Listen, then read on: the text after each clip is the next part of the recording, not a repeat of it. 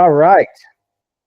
So let's take a look at the poll. Looks like we have people who need help with creative financing, underwriting. One person needed help with the deal machine calculator. And then looks like some other people just had random questions. So let's start with underwriting. Who's got a question or needs help with the deal? Yeah. Real Connor. quick, Sean, you went through this a couple times, but Okay. it's been a long weekend, and it's also been like I looked in the old like clips of like just the videos that you record, and I don't think I just seem to get it here. So when I'm like offering an off-market property, you gave me the formula. Do you mind just repeating that so I can write it down here in my notes? Off market. Oh, you mean like for a cash deal? Yes. Oh, yeah. Here, hold on. I'm going to put it up. Teacher, I know that one. I'm kidding. Yeah, I bet you do, fucker. You better after all this. Well, I'll give you 70%. My team usually does 65 because they're thugs. You can do 70. You can do 70% if it's like B or better. Otherwise, it's got to be 65. They're not on your level, Chris. Not yet. They will be. So equals MAL. There you go. It's in the chat. It's ARV times 70% minus your rehab estimate minus your assignment fee equals your MAO. That's your max allowable offer. Thank you. No problem. All right. Does anyone have a deal? Oh, what's up, Darren? Tim, what's going on? Jay, how's it going? Anybody have a deal that they need? What's up, man? What's up, man? No deals to underwrite? Oh, all right. Whatever.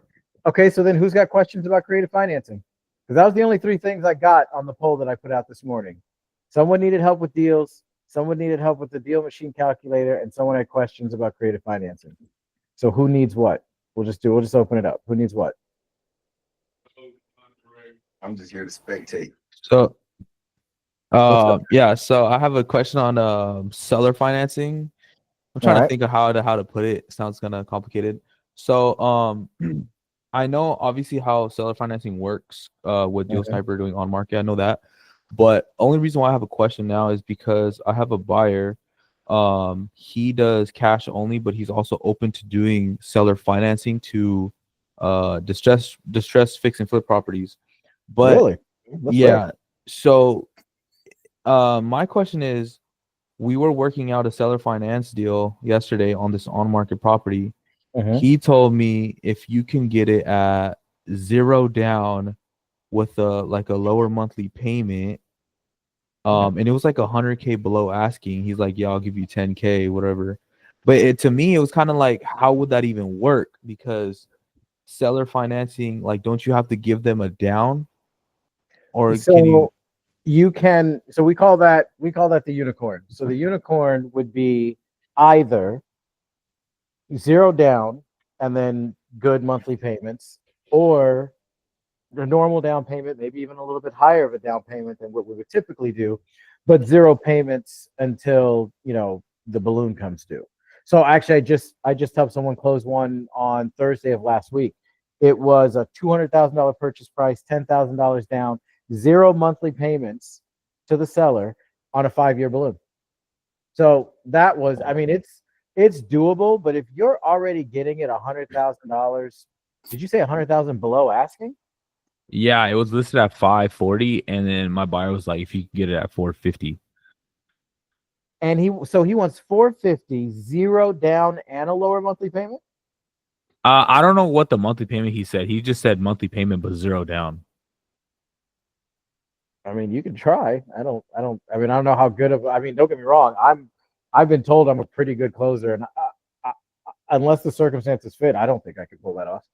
Not on because here's the thing, it's on market. So when the property sells, unless you also get the buyer to pay the closing costs, the seller is going to have to get 0 money in their pocket and then give the real estate agent their commission for selling the property, which is, if it's at 1%, that's going to be $4,400. 2% is $8,800. You see what I'm saying?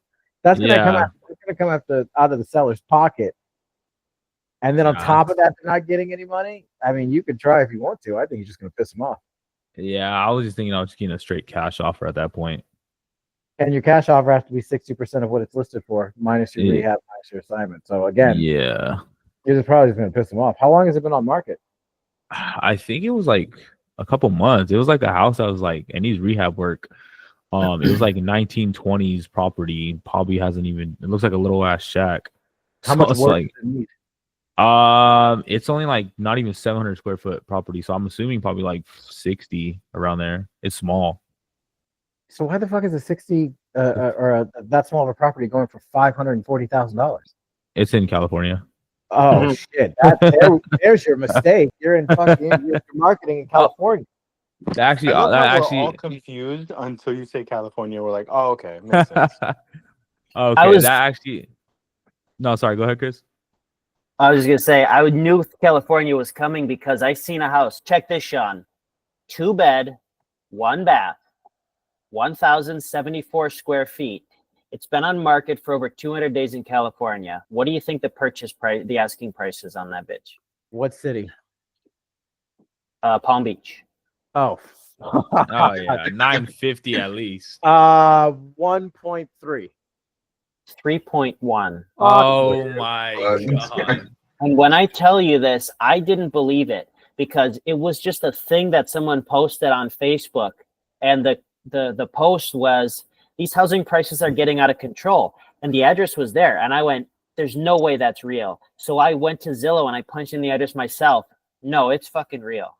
Dude, that's I went insane.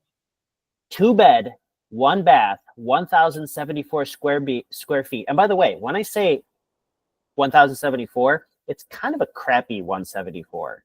Like, it's not spectacular. It's not updated. You know, there's no marble. It's not a Taj Mahal. It kind of sucked. And I went, Okay, I got Wow. one for you. I got one for you. This was that was 7 years ago. Yeah, 7 years ago. 2 bedroom, 1 bath. It was like probably close to 1,000 square feet in Los Angeles, like South Central Los Angeles, like Slauson, some Oh close to that. yeah. And next to it was a car wash, and it was my grandmother's house. I think my grandfather bought it for like $18,000. My grandmother passed away. My father fixed it up, sold it for $1.2 million. Oh my god. One That point. why is Now, granted, insane.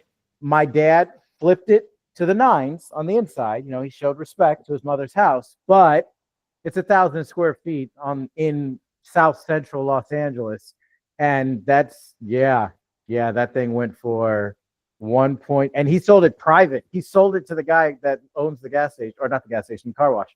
1.2 That's million. He insane. probably could have got more. He gave the guy a deal. I think it's crazy how people will spend anything just for being in a certain zip code. I don't want to live in California, and and the prices just make it easy. Bro, I'm out here in SoCal, bro. It's bad. Which part? I'm out here in Ontario. It's in the San Bernardino Oh County. shit, Riverside. That's where I live. Yeah, you lived in Corona. You told me. I remember. I did. Yeah, I lived in Corona Hills when I grew up, and while I was growing up, and then I lived in Riverside. That was my first apartment. Was off of Pierce and what the fuck is the name of that street? Pierce and Magnolia is what it was. Oh, okay. I mean, I love SoCal, but it's just expensive. It's too expensive. My whole family lives out there. I keep telling them, dude, you guys got to move. You're gonna. It's starting to get like. This is a lot of people haven't seen this movie. It's called Bright. It's got Will Smith. Oh, in it. yeah. I've seen that movie. Okay, all the orcs, not the orcs, all the elves, the rich ones, where do they live? Fucking California, downtown California, Beverly Hills, Los Angeles. It looks like Wakanda Yeah. and shit, and because no one else can afford to live there. yeah, but Crazy. the problem is if you don't live in a gated community, it's nothing but meth and crack everywhere else. It's beach, it's the they're gated trying to community, fix and then it. it's meth and crack. They're trying to fix it, but people will pay and deal with that just so they can say they live in LA, and I don't get it. I live there. I don't get it. I don't get Yeah, it at at that all. point, you're literally asking, you are volunteering to get bent over and get, somebody goes in, like the government goes in dry at that point. Like, You tried so hard to clean that up before it came out. I'm Kinda. so proud of you. I I'm so did, proud of you, I Chris. really did. Is this Yeah, being recorded? Absolutely. Uh, Yeah, and I don't edit my videos. You already know that. And you know what? We're telling the truth. I don't give a damn. Shit, I'm from California. I can say what, first of all, even if I wasn't, I can say what the hell I want. It's too expensive. My brother pays like $2,500 for a 2-bedroom, 1-bath apartment. Get the hell out of here. Like in the Hey, boondocks. I'm over here, man. I'm paying $2,500 for a 2-bed, 2-bath, but it's a nice apartment complex. That's one of those resorts, luxury resorts. Honestly, dude, I would fade that one buyer. That guy's he's asking for a lot. If you want $100,000 off the purchase price and you don't want to pay anything out of pocket as a down payment, nah, I don't. I wouldn't even try and negotiate that with the. Yeah, I would. I'm probably just gonna go in and just give a straight cash offer. They take it, they take it. If not, it's whatever. If they pass on the creative offer, Did they what? I'm sorry. did they pass on the creative offer? Why aren't you just giving them a creative offer? I haven't yet. He just because I didn't know because I wanted to ask because I didn't know how to like write it up exactly because he didn't give me exact terms. I mean, I'll talk to him, but when we started looking at it more, he kind of was stepping back about it. He's like, I don't know, like because he started looking at it as like a shack, and then he's like, I don't know, maybe like 400. He started going lower, so I was like, I don't know. Just offer. If he doesn't want it at that price, then fine, because you're not going to get it for what he's asking for.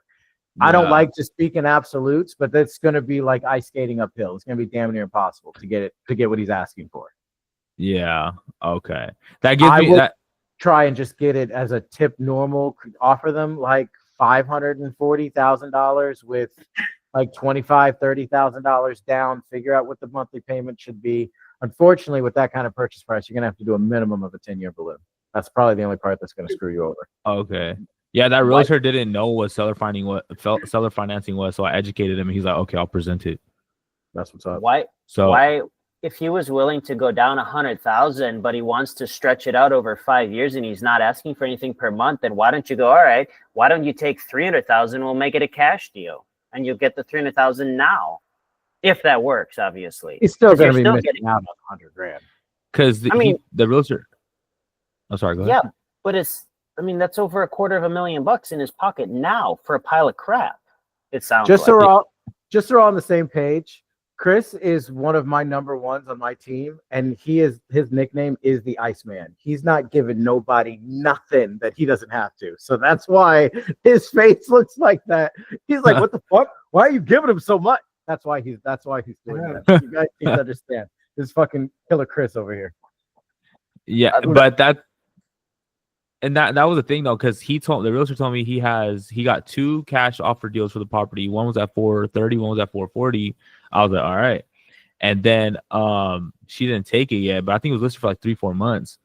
And then I asked him, I was like, is there a mortgage balance on it? Because obviously if it has a mortgage, then you would sub to it. And he said, yeah, it's like he's like, it's 30. I'm like, 30K. He's like, no, it's like 317. I'm like, what is it? So I was like, send me I was like, let me know, give me the exact numbers and text it to me. And then he hasn't yet, but he told me there's a mortgage on it, but it made no sense to me because when I seen last sold, it was sold for like 325. So how does she still have like that much still? Unless she refinance it? Yeah, she could have done a cash out refi. How long has she owned it?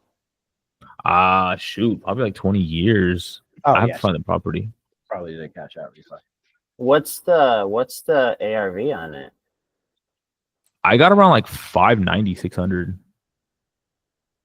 And see, that's why you can't go by ARV when you're doing an on-market property. That's not enough, even with the rehab it needs to give them.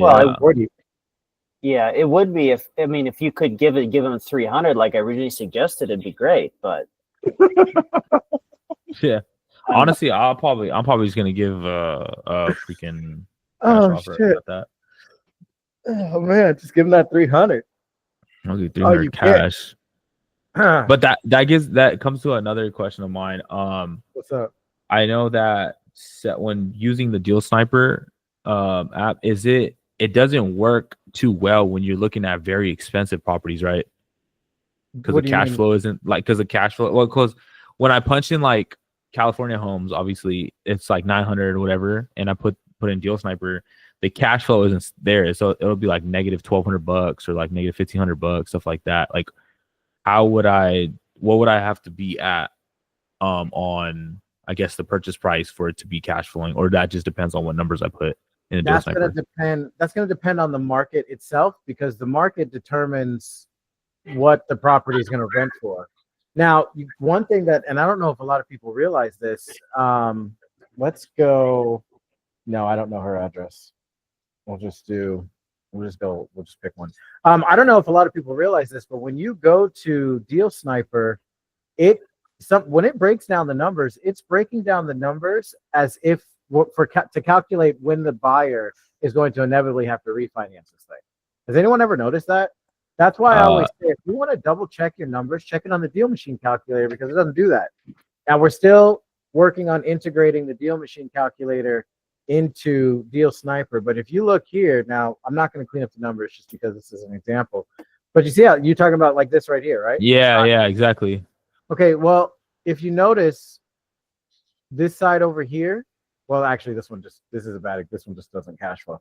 But you see how on this side it's adding in your LTV, your interest rate, this is calculating it as if they were going to refinance the property or get a loan to buy it. This is just giving you information. Now, again, this isn't good. But This isn't Sean, good at all. What's up? Sean, feed me that address real quick. I want to see something. 7528 Amigo Avenue in Reseda. A nice house. But there's a house that looks exactly like this that I know for a fact in the Midwest, in Wisconsin or Michigan, one of those things, and it's going for like 280,000. Looks exactly the same. 700,000. That's crazy. So That's how all the houses look in South Central. I know that's what I'm saying. They're trying to fix it. You can't. South Central doesn't have the same danger, I think, that it used to have back in the 90s. I think now, because none of the people who like commit crimes or can afford to stay there anymore. Yeah, at the price that it's at now. Exactly. Chris, you get what you needed? Yeah, just what did the Deal Sniper say the estimated rent was on that? Estimated rent 3,200. Okay. And What is are you this doing? going off of Section 8, or that just shows you like Section 8? It'll rental, show like, you. So this will show you the Section 8 numbers. This will show you the long-term rental numbers. Because a lot of times Section 8 will pay differently than what the actual rent will be, because Section 8 is coming from HUD. This is just coming from the individual. So if I'm doing like California, I want to look at long term more than Section 8 since it's not really a landlord friendly state. You want to look at both. You only need one of these to work. Whatever. You either need that one to work or you need that one to work. But if you notice, this one, Section 8 pays more for the rental than this one does. I'm sorry, pays less. That's why this cash on cash return is better than this one. Okay. You want my honest opinion? Yeah. Get out of California. You can virtual wholesale anywhere. Go to the damn, where the hell is it? Yeah, I was gonna do Ohio. Well, let's see if you can do Ohio. Yeah, but Sean, what's up? Sean, I know that the property is listed, but Brandon is in California, and Brandon can absolutely crush it in California. He's connected. So I know you're saying get out of California. Yeah.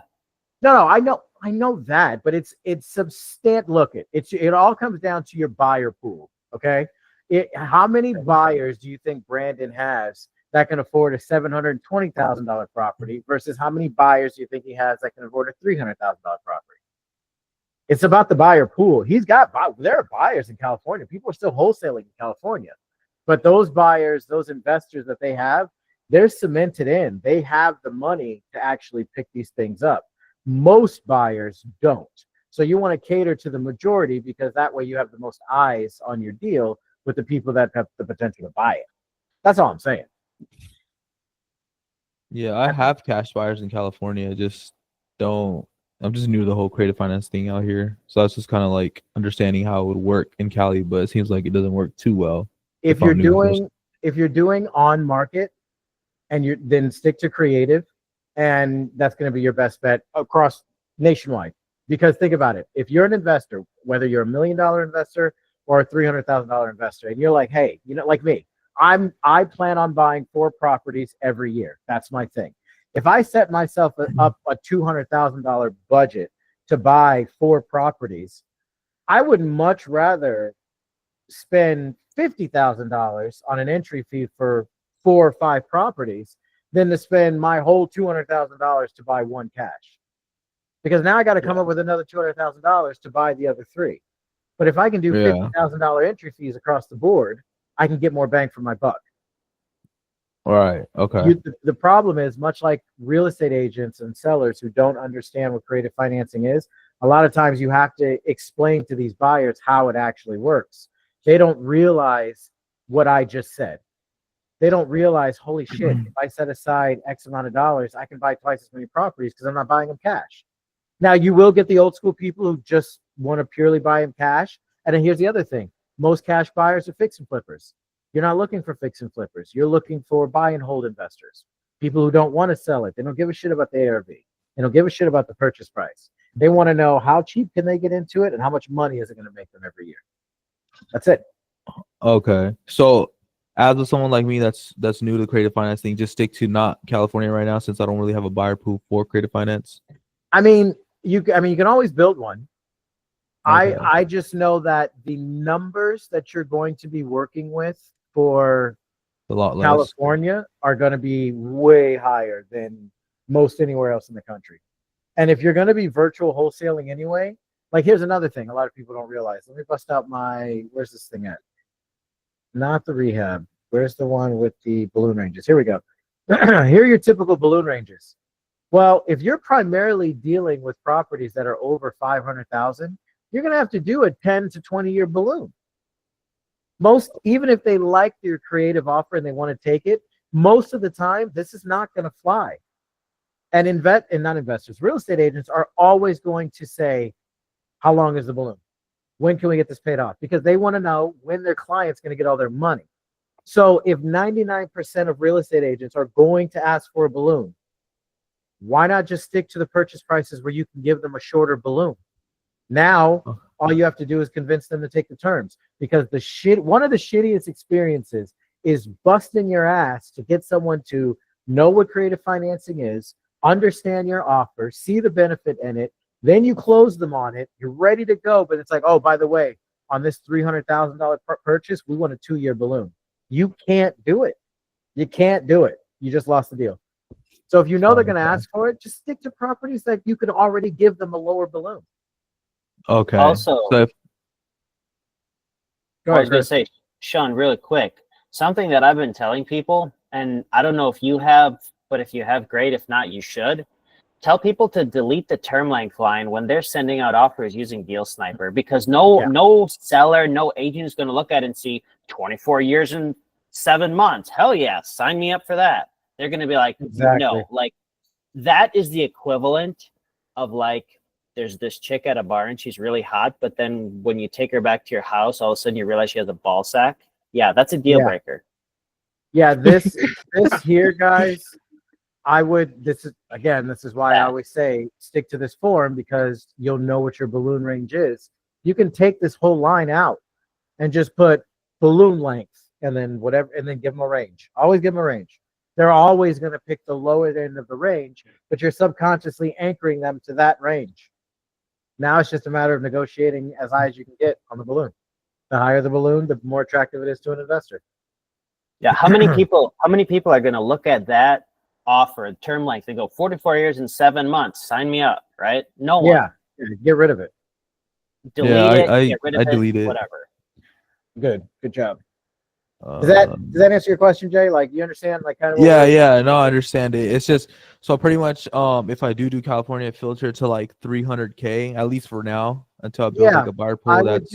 I would do 300K as your max, and I would stick to properties that have been on market for 9. Have you seen the SOP video?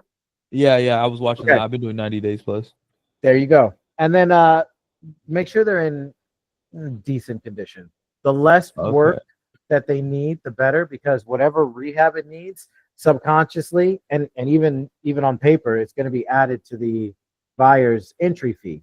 Not on our paperwork, but if we're charging them a $20,000 entry fee and the place needs $20,000 worth of work, then theoretically and actually it's $40,000 for them to get this property and start making money.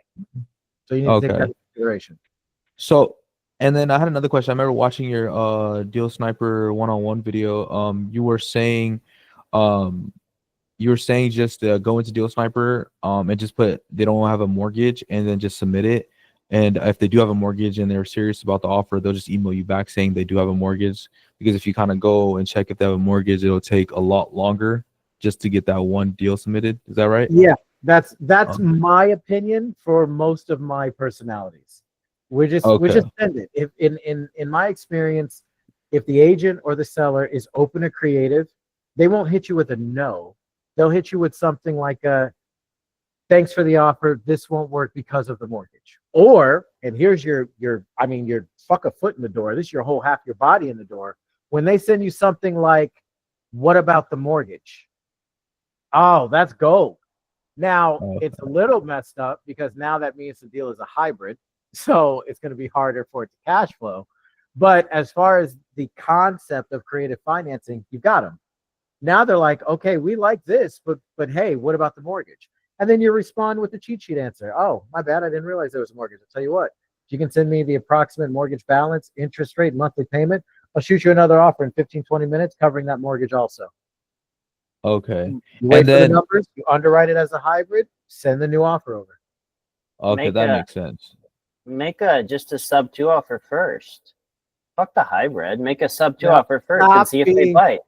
Stop being greedy. You're being greedy. I'm not being If they're- greedy. I'm trying to look, help them. okay, They're trying to sell their you house. will- I'm trying to help them get rid of it.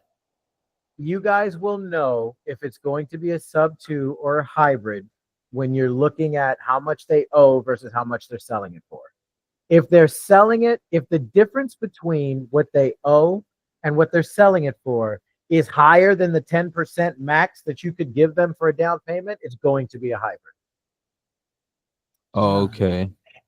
Fucking And- Chris, like, no, just give them. How do sub they? 2. I always wondered how does the seller profit off a sub 2? Because don't you just take over the mortgage?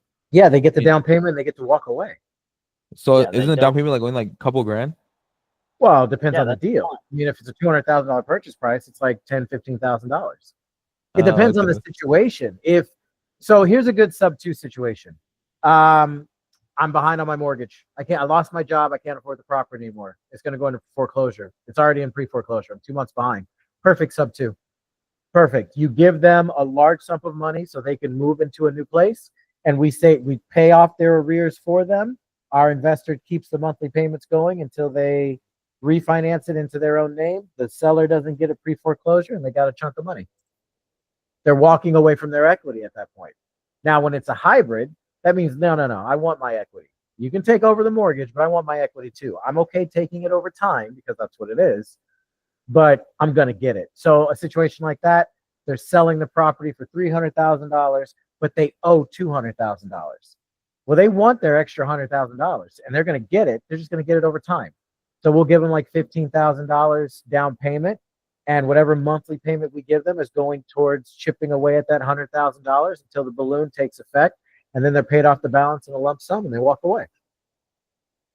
Okay, that makes sense. No, I appreciate I it, man. gotta- You guys answered a lot of my questions. Thank you. I gotta go, Sean. We'll see you later. No worries. See you, dude. All right. Does anybody else have any questions? Yeah, sorry if I took up everybody's time. Oh, dude, I'm in here until nobody has any more questions. Sometimes these things go for 3 hours. Sometimes they go 30 minutes. Yeah, no, it's good. Albert, you got Oh. anything for me? Yes and no. Okay, so I've been pitching different offers, and creative finance has been my first go-to for the most part. If it looks like it's a good deal in regards to estimated repairs, things like that. Well, anyway, got one guy that's interested in. Well, I'm sorry, he's on the fence. Let me say it like that. He's on the fence for a creative deal. He was like, "Oh, well, no, me getting $400 a month compared to rent, I might as well just keep it myself, et cetera, et cetera." So I was like, "Well, that sounds great, but what if this is pulling the fact that, hey, you don't have to deal with tenants, you don't have to deal with maintenance, you don't have to do anything like that. Just collect your check and don't worry about capital gains, right?" So he was more open to. When I did mention, I said we might get add 3 to 5% for interest if that will make it a little bit sweeter. He said, "Well, what does it look like if you had a 4% to it. So using I think it's the magic calculator. Am I saying that right? The deal machine calculator. You talking about this one? Yeah, deal machine calculator. Yes, that one. Yes. Okay. To come up with the agreement, it will be utilizing the 4%. Now he haven't responded, but I guess my question would be, what do you think his rebuttal will be outside of a no? Well, it seems like his objection is staying the same. He's not seeing the benefit of. It sounds like you didn't make him feel the pain of owning these properties. Why does he want to sell them in the first place? Is this on market? No, it's off market. This is just So why does he want to sell it? Didn't really give me the opportunity to speak with him about it. It's been mostly through text. Yeah, you got to get him on the phone, and you have to find out why he wants to sell it. You have to find out his pain points. If you don't find out his pain points, then you have nothing to anchor him to. I would start by finding out, or maybe you know already. If you know, great. Is he self-managing, or does he have a property manager? He's self-managing. Okay. So, and does he live close to the property, or is he out of state? He lives in the same city. In the same city. Okay. And when was the last time he took a vacation? Don't know. I would harp on the fact that he is tethered to that property. And if I run the numbers, I'm imagining that he's probably getting pretty close to, I'm talking about positive cash flow, pretty close to the $400 that we were going to be giving him in the first place. Once he accounts for maintenance, his war chest, and everything else. If he's doing that right, he's probably getting just about, if not a little less than $400 in positive cash flow every single month anyway, except for the fact that he's tethered to his property. So now we'll take care of the taxes. We'll take care of the insurance. We'll take care of the 3 o'clock phone calls about your toilet not working. You're no longer tethered to the property, and you're getting exactly the same, if not a little bit more, than what you're already positive cash flowing right now. What's the problem, Mr. Seller? What actually is making you want to hold on to this property? Because you have to be able to ask the hard questions. And that's an uncomfortable question to ask. You might overstep. It depends on your delivery. It depends on how quickly you can build rapport or establish yourself as a professional and an educated person into the way that this is working. Is this his only property? Does he have more than one? Does he have a portfolio over 5? Is he self-managing all of them? Is he doing it alone? Does he have a partner? There's stuff like that. These are all, you got to get him on the phone. Okay. All right. That's been the hard part for me. He's been wanting to do everything through text. And I've been, hey, I got 7 available. I'll give you a call at 7. No. Or I have 1 p.m. available. Give you a call at 1 p.m. No. So it's been one of those back and forths like that with him in regards to get him on the phone. But and then when you ran your numbers giving him 4%, did the deal still cash flow? Yes. Really? Yes.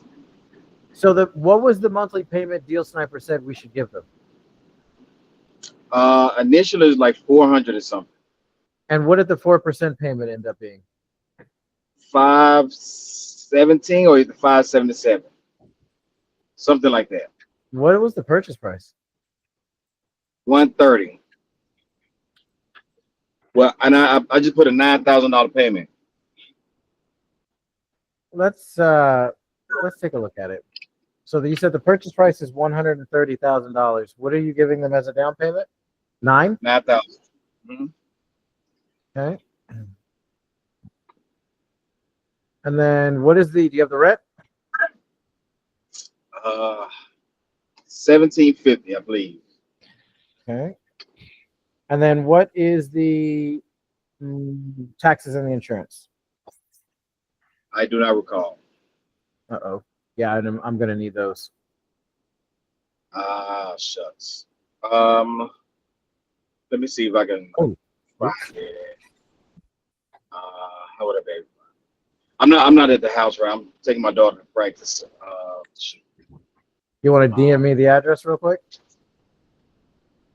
Yep.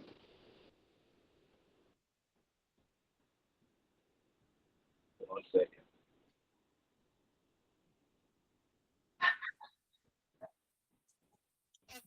Quick question, Sean. For your What's up? you have buyers that will do seller finance in Ohio, right? If I do that. Yes. Okay. Yes, we do. Cool. Perfect. As long as it fits the SOPs. Only thing is in Ohio, we got to market the deal a little bit differently, and you need to make sure that your cash on cash return is probably closer to like 14, 15%. Okay. Cash on cash, 15. Okay. It depends on what city you're in too. I mean, call it Okay. this way: call it between 12 and 15%. And if you're in like Cincinnati, you're going to need to be a little bit higher. If you're in Toledo, you can probably go a little bit more mid. It's going to just depend. But between 13 and 15% at a minimum, you should be good. Okay. Are your buyers all Section 8 holders for in that area? Most of them, yeah. Okay. All right. Cool. That's why they want that cash on cash return that high. Okay. Yeah. I have a big buyer pool there too for that. Okay. Perfect. I'll send over whatever I can then. All right, bet. Sounds good. Yeah, usually those Section 8s are a little more rough, so they want more bang for their buck. They want more bang for the potential bang. Yeah. No, definitely. There's a lot of good money out there. Nice. Sounds good. Hey DJ, Darren, didn't you have a deal that you're about to lock up? You talking about the one I sent you, or the one with she wants 10% down? The one who wanted the 10% down. Oh, the interest rate was like 7%. So Oh shit. yeah, I didn't waste my time. I don't know. I've been getting a lot of no's today. Like a lot. All right, I don't know what's going on. It happens. Usually towards the end of the month, it's better because it's getting towards the end of the month. People want to close a deal. They want to get money. I'll put it this way. Between the last week and the first week of each month. Because it's either people are scrambling because they want to get more stuff done. They don't have anything in the pipeline. Or at the beginning of the month, they want to start off strong by adding something to their pipeline. So they're usually more open to those types of offers, especially if the property's already been listed for 90 plus days. Because I've been like scaling up, and like I'm sending so much emails a day. I'm getting like so many stuff in the pipeline. It's just like it's either sellers are traveling right now, so I'll get back to you, or the realtor's traveling and they're in Lebanon. Like, come on, yo. Like everybody's somewhere else and not. They're allowed to take vacations. What are you, Chris number 2? What the? I'm just saying though, it's like everybody. It's everybody. Why are you in Lebanon? It's summertime. People want to. It just got finished being like gloomy, and people like the sun. I don't, but most people do. I prefer the snow. Colder the better. Trying to get my ass to Alaska, Siberia, something like that. I say I'm used to the sun, but recently in Florida it's been like 100 degrees. I don't know what's going on. It's been just mad hot. I don't know why. Yeah, you guys can keep that. Give me a blizzard any day. I'm outside playing. I'd rather be here than California though. When y'all was talking, is minimum wage over there good? Because like if everything's that expensive. No, minimum wage is like 16, but there's like in and out, you get hired at like 22. Oh, I was about to say because minimum wage in Florida is like 14. So yeah, if rent a lot of 2-bed 1-bath is 2,500, and minimum wage is I don't know how people. You can find jobs out here in the 20s. You can start off at like this warehouse at like $30 an hour. It just like depends what you get. You make just enough money to only have to get one side hustle to pay your bills. Yeah. Hey, son. What's up? I'm trying to find where I'm supposed to DM you. I'm on my cell phone, so I'm not sure. Are you in Discord? I'm in Discord. Oh shit. Oh. Yeah, like you can just shoot me a direct message. Okay, gotcha. Yeah, I mean, like you can. I mean, I don't want you to tell it to me on here because this video is going to go on YouTube. It's training. So I don't want anybody sneaking Right. deals. I got you. Let's see. I don't do any of that Game of Thrones. I hate that. There's too many deals. There's too much money. There's too many people that we can get under contract for people to be Game of Thrones, stabbing each other in the back. I can't stand that dishonest shit. Honestly, dude. Even People are though really dicks I've- like that. I've pulled a couple of Game of Thrones type maneuvers on people. Like I did a Tyrion. What was that? Like 2 months ago. I didn't know of these three people. I had a bad feeling. I just couldn't pinpoint who it was. These people I was bringing on my team. So I told all of them 3 different things. And then whichever one got back to me, I knew who the hell couldn't keep their mouth shut. And I found out who it was. And I'm like, yeah, you're the only person I told that to. So you're done. You can learn some stuff. Oh shit, is he gone? All right, well. Anybody else got any questions? I think his finger might have slipped or something. I don't know. You might want to hurry up or get ready or something. It's all good. I just want to make sure he put the interest rate in properly. Well, actually, you know what? I really don't need I do to do it properly. But if I put in 4%, 577, okay. All right. Maybe it will work.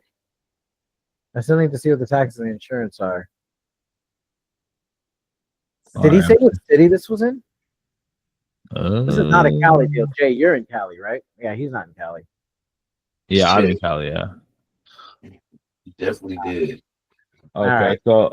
so from what I gathered today from you, Sean, is focus on up to 300K. Get out of Cali unless it's 300K, and then that was another thing. I think you already answered, but only send these creative offers if Deal Sniper shows a green cash flow on either Section 8 or long-term rental. Correct. Okay, and then obviously if they respond back, that's when you start really adjusting the terms and stuff like that. Or yeah, but you still want to clean up your numbers when you send it. Okay, yeah, definitely. Okay. Yeah, you still want to do that. But as far as sending the offers out, hold on, let me get this back up too. Yeah, as far as sending the offers out, it's Deal Sniper. Let me see if it'll go back. Yeah. So Deal Sniper, when it's doing the Section 8 and all that stuff, these numbers are, I would still double check them. I would say if your cash on cash return is between 4 and 6% on either page, throw it in the deal machine calculator. It'll probably hit right where your minimums are. Okay. And then depending on that, you need to adjust how much you're going to give them monthly accordingly. Okay. And then where it says assignment fee down there, I know like when you mess with that, it doesn't really change anything. Is that like the range that you'll get the assignment fee if they accept what you put right there on the terms? Or the so review? here's how this works. If you take a look, hold on, because you guys, math would be easier if you guys can just see round numbers. So we'll do an $800,000 purchase price. We'll do not that much. $55,000 down. Okay. So if you notice the down payment plus the assignment fee, how much is that? Like plus 80, like 80 grand, yeah. which is 10% of the purchase price. Correct. So the lower I get my down payment to the seller, essentially the more money I can charge, because I'm still, if you add these two together, I'm still at 10% of the purchase price. Okay. That's your sweet spot. So by extension, if the seller wants more, that's my assignment. If I add these two together, I'm still at that 10%, which is the sweet spot. So people always think the higher the purchase price, the more assignment fee. Bullshit. Especially with creative. It's the lower the down payment, the higher the assignment fee. So this brings me to my next question. Do you have to hit 10% when giving it to the buyer or no? If you look at the SOPs, we want you to stay as close to 10% here as possible. But one thing a lot of people don't realize is that if you take, because technically we're not supposed to count this. This has nothing to do with us, the closing Okay. costs. Okay. So if I take, hold on one second. Why is that there? There we go. So if I take this out, which is what it should be, look at my entry fee percentage. Okay. Right where it needs to be. Now, I don't recommend you guys do that until you understand how this calculator works, or at the very least know how to put that formula back. The reason why we do it this way is to give you guys a very clean, especially people in the beginning, real clean, very simple numbers. But if you want to get technical, you shouldn't be counting the closing costs. If you don't count the closing costs, there's your entry fee percentage, which is right at that 10%. Okay. Focus on. And so you said only go into Deal Machine if the cash flow on Deal Sniper is between 4 to 6%. Yeah, if it's higher, then you're golden.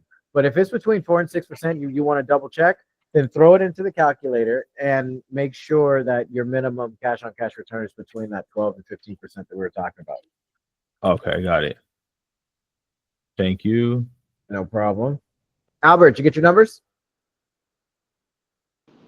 Yep, I sent it over to you. All right, let's have a little look.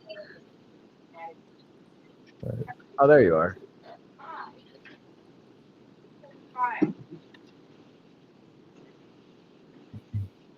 Entry fee. So entry fee is close to 10%.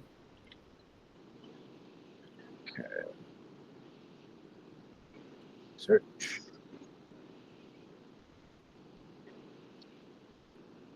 And the taxes and insurance. Oh, address. What?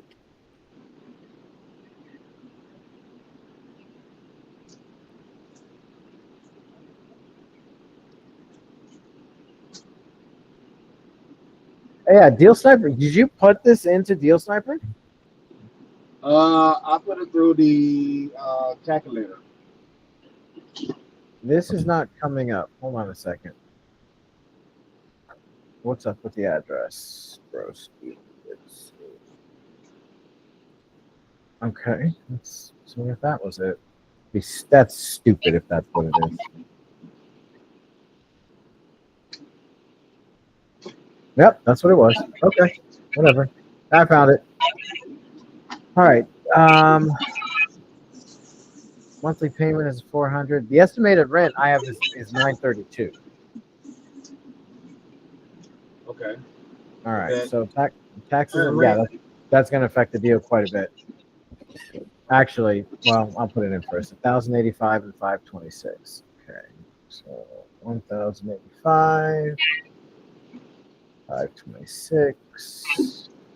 Just put in the number that they said. And then rent is, I'll put a G. It's 9 change. It should be 950, but yeah, I know. Okay, so your deal still works with the exception of your cash flow. It still works, but the hierarchy is your entry fee percentage, cash on cash return. Both of those are great. And then your cash flow needs to be a minimum of $300 a month or $3,600 a year. You're at $3,789, so you're right on the cusp. But if I put in 4% here, that brings the payment to $577.67. So if I put $577.67 in here, well, now it's only bringing in $1,650 a year. This deal's not going to work. Not at 4% interest. Okay. In all honesty, 130. 450. 450 won't work. What about a purchase price of 130? Purchase price of 130. That will definitely change the cash on cash return for a positive, but it's not going to change your cash flow. You know what I mean? Like, I've already got the assignment fee down to $5,000. Even if I put the assignment fee to, we'll do $100. No, not $1, $100. Even if I did $100, your cash on cash return goes up quite a bit. But look at your cash flow. It's still only 3,400 at 425. At 577, the cash flow is the same. Okay. Your entry fee percentage is good. You're only making $100, so of course it's good. But the cash flow, it's not enough. Okay. Gotcha. Yeah, honestly, $400 is the most you can give them. It's probably for what? 410? Yeah, well, 412. Yeah, it's about Give it to 412. It's about $412. Would be the most you can give them. Gotcha. So it's not a good deal. No, I mean, it's not gonna sell to an investor. Does it need any work? Is it flipped? Is it newly flipped? It doesn't need any work. It's pretty much redone. It was supposed to be a rental, but I don't think anybody in it right now. I mean, your only bet, if that's the case, is maybe to sell it to a homestead buyer. And now you just need to find a homestead buyer that's got no credit, but has about $17,000 in cash. And then they could buy it, pay the $577 every single month, and then that's just their mortgage payment. They don't care about any of this because they're not going to rent it out. They only care about the mortgage payment, which would be $577. I have no clue how to find a homestead buyer. You could do Facebook Marketplace is good.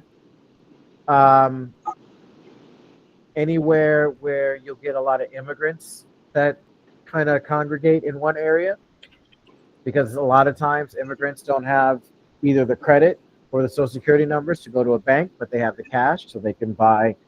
I mean, every homestead I've ever bought, I think I've sold to, or I've ever wholesaled, I think we sold to an immigrant because they had the money, they just didn't have the credit, but they wanted to own a home. So they just gave us the entry fee and they give their monthly payment to the seller. Done. Okay. So you could do that. It's not easy. That your buyer pool is you need to find someone who wants to move to the area that you're talking about, has the money, and wants to get the deal. Right. But can't go to a bank. Oh, okay. All right. All right. Well, I'll shut down the conversation. I mean, I can. Don't get me wrong, but like I said, I got other potential deals, cash deals, to be working on to find buyers. So. Yeah, and that's all that matters. You can only fail if you quit. I tell this to people all the time. Not every lead is going to turn into a contract. Not every contract is going to turn into an assignment contract. And not every assignment contract turns into a commission.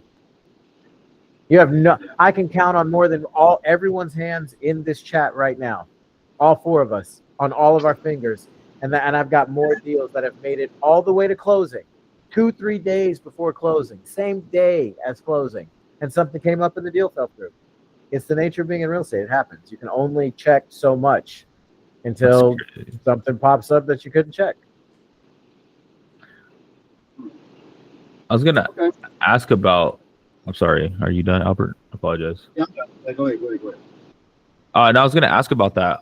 When it comes to title, I was looking at this one guy. He was saying like what questions to ask title. Is it true? Or not? Is it true? Is it a requirement to ask if the title handles blind HUDs where they hide the assignment fee for the seller can't like look at how much you're making off of them? You do want to find out if the title company will do double blind HUD. So the hierarchy of questions that I ask, and everyone's going to have their own. There isn't a right or wrong thing. You just need to make sure you're covering whatever you're doing. So I want to ask a title company, do you do assignment deals? Do you do wholesale deals? If they say no, move on. You can't use them. Once they say yes, cool. Do you do blind HUDs? If they say no, move on until you find a title company that says yes to both of those. Mm-hmm. Those are my only priorities. Okay, those are the main ones. Okay. Those are the main ones because the last thing you want, and it happens. Sometimes you can't avoid it. There's only 3 title companies in the city, and all of them don't do double blind or don't do blind HUDs. It is what it is. The seller and the buyer is going to see how much money you made. It is what it is. At the end of the day, I always ask, in the few times that's happened to me, did you guys expect me to work for free? Are you not happy with the transaction? Did you all not get what I said you were going to get? Okay, then what does it matter what I made? When a doctor operates on you and saves your life, you don't ask him how much he's getting paid hourly, do you? Yeah, you just got your life saved. Yeah. So I did what I said I was going to do. Everybody's happy, and now you want to come back on me because I've got paid for it? No, that's when I put my foot down.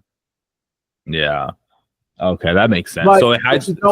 You want to not have that conversation though, Right. because you are just doing. If you're making $10,000 on a deal, I mean, wholesalers, like, what do we actually do? We do a couple phone calls, some text messages, 2 pieces of paper. That's it. Yeah. So it's like, I mean, it comes down to the buyer, right? It depends on if the buyer really cares or not. Yeah, I mean, that's why a lot of people, they'll ask me, especially people who are new, they'll say, what's the most an assignment fee I can make? I don't want to make the most on every deal. I know that sounds crazy, but I want a relationship with my buyers. I want my buyers to know that I'm making money and for them to be okay with it. The buyers that I deal with on a regular basis, they know I charge $10,000 per deal. Sometimes if they need, hey man, look, this one's a little more jacked up. You know, can you work with me? Yeah, I'll give you like $3,000-$4,000 off. Cool. But normally pay it because they're getting a good deal. Okay. But having that conversation with the seller, oof, yeah, that's uncomfortable. It's uncomfortable. And it could be the same thing when you're having conversations with your buyers when you're first starting out and building that relationship. So when they ask, hey, how much are you charging on the deal, or how much are you making, or how's the entry fee broken down? You can tell them, yeah, man, my range is anywhere between $5,000 to $10,000 per deal. Okay. Give them a range. That makes sense. Okay. That'll start the dialogue if they want to, negotiate. Okay. And then I was just taking notes. So just to refer back to the deal machine, entry fee, make sure it's close to 10%, and then cash on cash return, make sure it's over 10%, right? Or over 12%? The absolute bare ugly deal is 10 to 12% cash on cash return. It's not going to get an investor excited. It's not going to get them to even look at your deal twice. You got to have some other shit involved with that deal before they're looking at a cash on cash return with any kind of excitement like that. You want to get an investor excited, you're charging, or you're doing it at like a 15% cash on cash return. Okay, I'll do 15. That's when they start getting excited. You get it up to 20, now you got a bidding war going on. Oh, okay, got it. Cool. And then for yourself, when you got into Deal Sniper, you were just submitting like a shitload of offers every day, like 20 offers plus. We were submitting like 35 to 40 offers a day. Me and my team. Okay. And you do it exactly the way you teach it? Yeah, I don't do anything different. Okay. The only thing that I do that I'm sure a lot of you guys don't do, even if you say you do it, is I call the real estate agent probably 2 minutes after I email them. I'm getting on the phone because I'm old. I'm old as hell. So I don't like wasting time. I don't have a lot to waste. So I don't want to worry about following up days after day after day after day after day. Don't get me wrong. The money is in the follow-up, but you got to be following up on the right shit. So I want to get on the phone with the real estate agent immediately. I want to talk to them about the offer. Are they open to creative finance? What has been the issue getting them to? You're selling a real estate agent too. When I get on the phone with a real estate agent, it's all pleasantries and professionalism, but I'm trying to find out, why hasn't this house sold? What am I not seeing? Hey, Mr. and Mrs. Realtor, the real estate, the property looks like it's in relatively decent shape. In my experience, I mean, I've been doing this for a hot minute. When a property is on market this long, there's either something horribly wrong with it that's not shown in the pictures, or it's overpriced. Like, why hasn't this thing sold? In your opinion, what do you think? And then I shut the hell up and I let them answer. And if I'm not satisfied with the answer, if they just give me surface level stuff, I remain silent. I do exactly what the police hate. I remain silent. Yeah, I did exactly that today on a property and found out that they had foundation issue, and that's why it hasn't been sold. It's funny how shit works, huh? Yeah. My shit I ha- always works sometimes. Yeah. This guy was like asking me to help him, and he's like, "Bro, I don't understand why it hasn't sold. It's like comps are selling way higher." And I was like, "Let me call." Comes to find out, it had foundation issues, and it fell out of escrow a couple times. I'm like, "That's why." Yeah. I was like, "You didn't ask the right questions." I told him. Exactly. Yeah, But, if someone gives you a surface level answer, just stay quiet. Stay Yeah. quiet. They will. Most people don't like silence. They don't like that uncomfortable silence. So even if they don't want to keep talking, 99.9% of the time they will, just to fill that void of silence. Let them talk, because the more information they give you, the more leverage you have to get them to try and accept a creative offer. Now, if I call a real estate agent, like, yeah, we're not doing any creative offers. Oh shit, how come? They're going through a divorce. Oh, yeah, no, they're kind of stuck. All right, well, if anything changes, let me know. Do you have any other properties that aren't going through a divorce that might be open to a creative offer? My buyers are hungry. They're looking to buy something by the end of the month. Now I'm building my relationship with a real estate agent instead of wasting my time following up on a deal that I can't get creative because they're going through a divorce. They're not going to allow a creative offer. Divorce Right. says they have to dissolve the asset and split the proceeds. You can't have the mortgage open. You can't be receiving payments. You got to just sell the house cash. Now that I know that, because I took the time to call the real estate agent, I can focus on now working with just the real estate agent on whatever other properties they've got. Okay. Cool. That makes sense. Okay, got it. Cool. Awesome. Sounds good. Yeah, no, you answered a lot of my questions. That sounds good. Yeah, I'm just gonna take all this in and then just start submitting shit ton offers. There you go. Sounds good. Awesome. Thank you, Sean. I'm gonna head out, but I do appreciate your time. Thank you again. Do your thing. Good luck. Anybody else have any questions? The realtor said she wanted to meet me in the middle, and she raised the down payment by $100,000. That it makes no sense. Well, no, wait a minute. Hold on. What's the purchase price? The purchase price is $700, and I told her, I was like, because I sent my outreach email. I was like, hey, you opened the creative, blah blah blah, and she said yeah, and then she gave me terms, and I was like, yeah, just to be honest with you, like we usually do 7 to 10% down, and then I sent a follow-up message because she didn't respond for like 3 days. And then she said, damn, good afternoon, sir. I have spoken with the seller in a last effort to meet you she would consider, and then she raised it by $100,000. Okay. So yeah. So essentially on a $700,000 purchase price, 10% would be 70 grand. So she actually only raised it another 30 grand, which is what, 12%? No, she asked originally for 100,000 down. And then that's what was like, Oh wait, what's the down payment now that they want? How much? 200. Oh, she's just fucking with you then. Yeah. Oh, she's just being funny. She's being cheeky. You know what you should do? Send her back. Is this an email or a text? Just an email. Send her back 3 laughing faces, the ones that are tilted sideways, that are crying, and say, okay, I get it. Well played. I'll tell you what, if you have any other properties that are open to a creative offer, my buyers are looking. I am serious about doing this. Otherwise, have a great rest of your day. That's it. Leave it alone. On to the next. Fuck it. But at least that semi leaves the door open. She's being cheeky. So, I mean, what would you do if a chick was being cheeky? You'd be cheeky right back. But funny thing is, as you were saying that, I deleted the opportunity. Oh, shit. That's all right. She was messing with you anyway. I don't even like this market. I'm finding myself jumping from like market to market because I'm running out of like.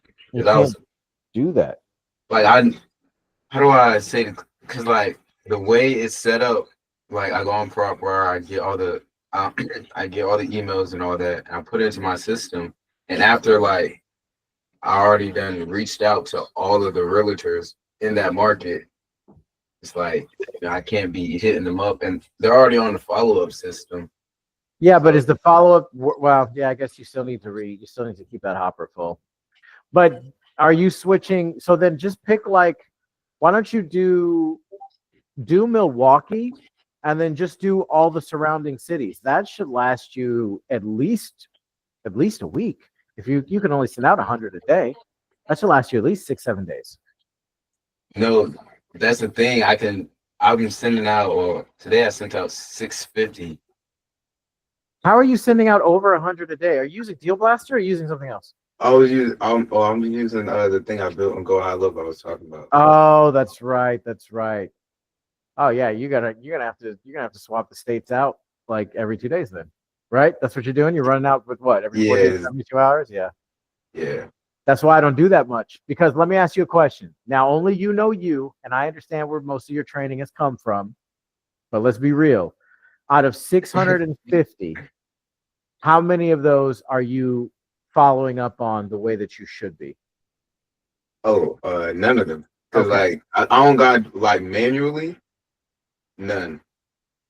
Only follow up on like the opportunities that like actually show interest, and they get sent to something else.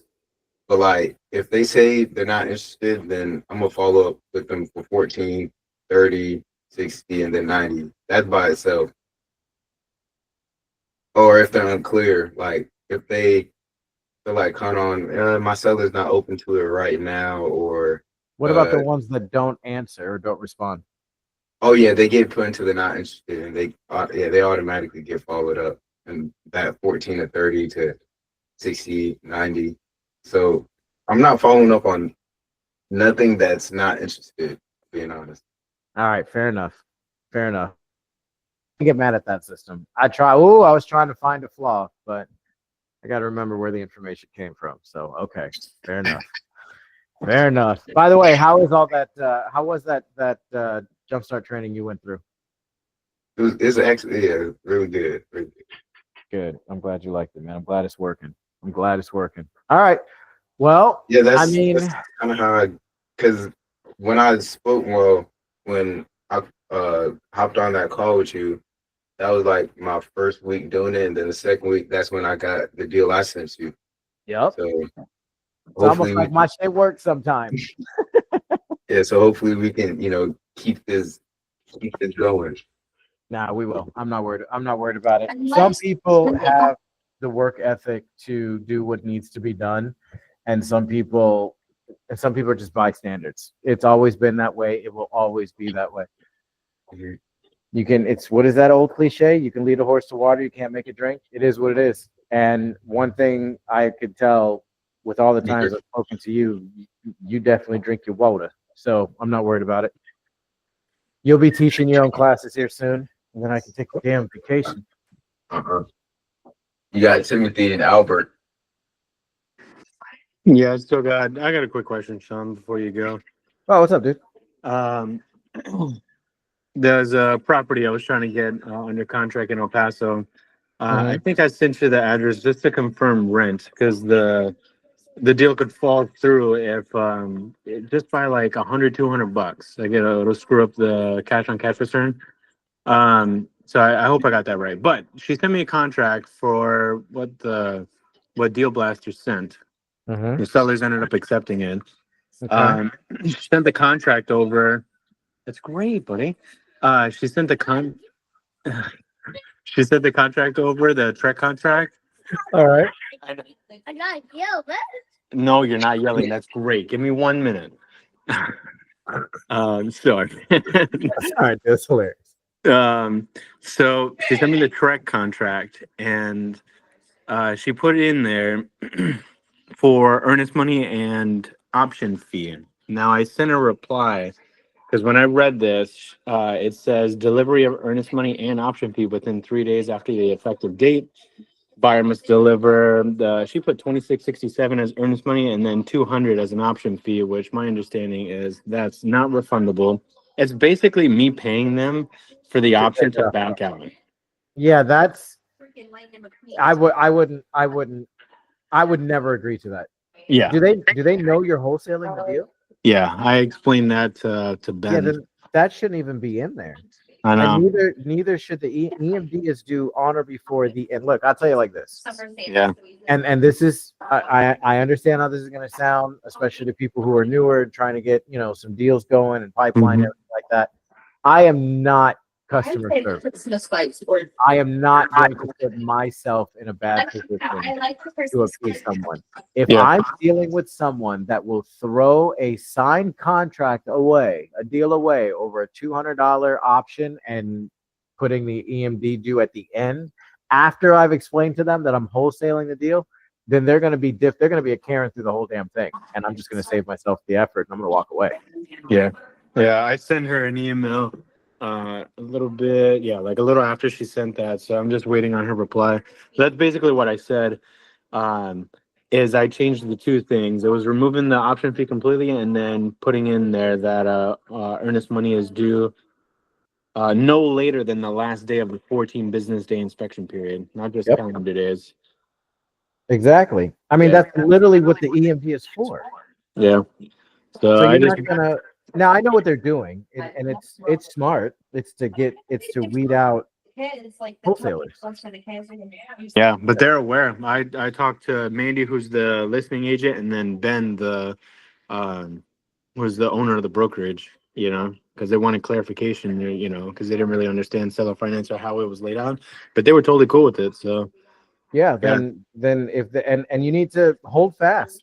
Like yeah, okay. you're I just not. wanted to confirm, that that's what that was. That was my understanding. Is that's what the option fee is, and we didn't want that because I thought I saw that on another contract that I ended up removing. That's the other one in that weird multifamily. So Oh, I remember that. Yeah, they put that in there. What was it, like $140, right, for the 7 yeah, days? Or yeah, it something was like like $10 a day. Yeah, they put. I was like, I'm not doing that. Yeah, there's no. That's literally what the earnest money deposit is for. The investor is going to be putting down the EMD.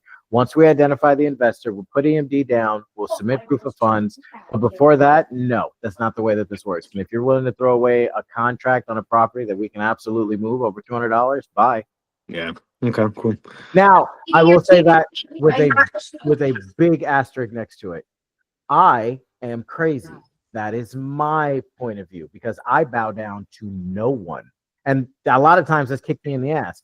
There's a lot of people that would say, if you got the $200, just put it down. Like, it's no big deal. If you think it's a good deal, it'll sell. To an extent, I agree with that, but I'm not going to put myself in a bad situation. I'm not guaranteeing that I'm going to find a buyer. And Yeah. I'm not paying for it. Yeah. Yeah. So that's me, and that's an extreme version of that. If it's a really, really good deal, you've got buyers lined up that you know that'll take it in the future. You've got a solid buyers list. You're like, oh yeah, fucking Ken will take this thing all day.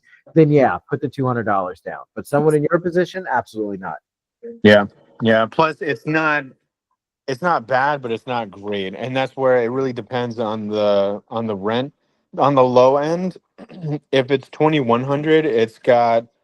Bro, it's like just enough. I don't like the cash flow because I think it's like $3,800.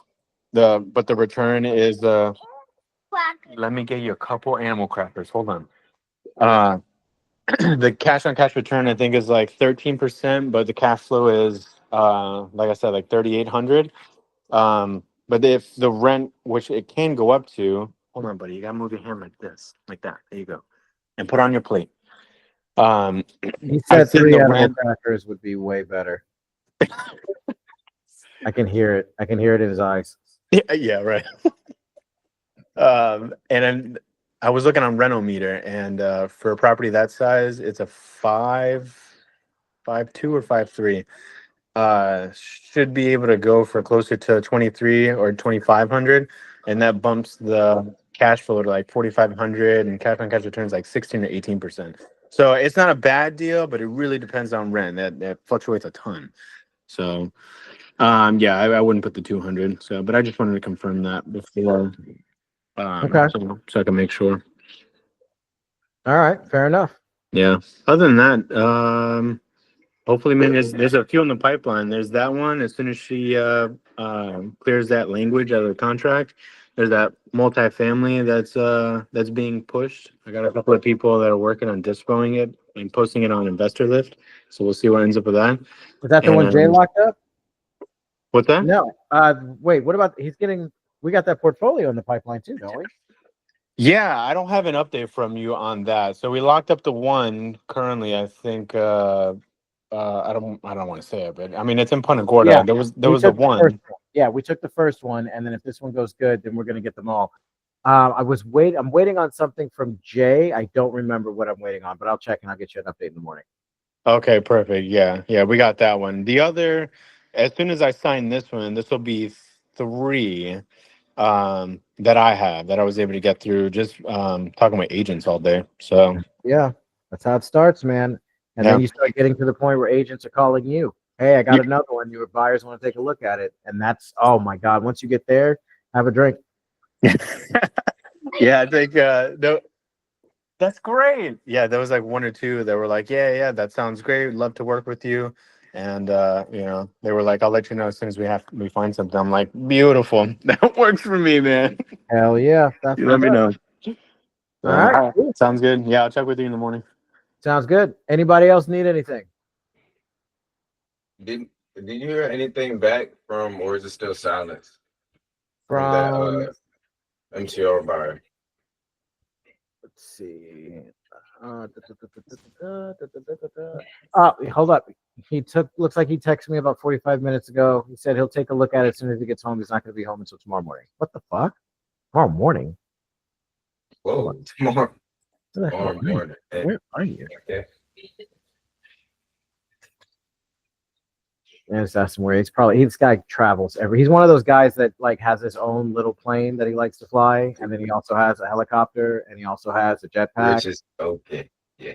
So he likes to swim with crocodiles and shit. He's one of those. Like he's probably hang gliding over the Amazon, texting me. I wouldn't doubt it.